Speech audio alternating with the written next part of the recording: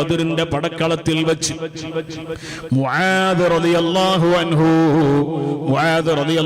പറയുകയാണ്, അബൂജഹൽ ഞാനുമായി പടവെട്ടാൻ വേണ്ടി വന്നു.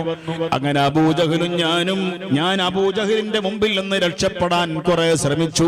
പക്ഷേ അബൂജഹൽ എന്നെ കൊള്ളത്തന്നെ വരികയാണ്. അങ്ങനെ വന്നതിന് ശേഷം എന്നെ വെട്ടുകയാണ്. മുറികൂറെ പറ്റലിൽ ശുഗലാകപ്പെട്ടവൻ അടിമാറഞ്ഞിട്ടുളരേ മുറുകവേ എത്തിടൈ ജഹലൂടെ പുത്തീരൻ ഇക്രീമ തത്തലമിൽ.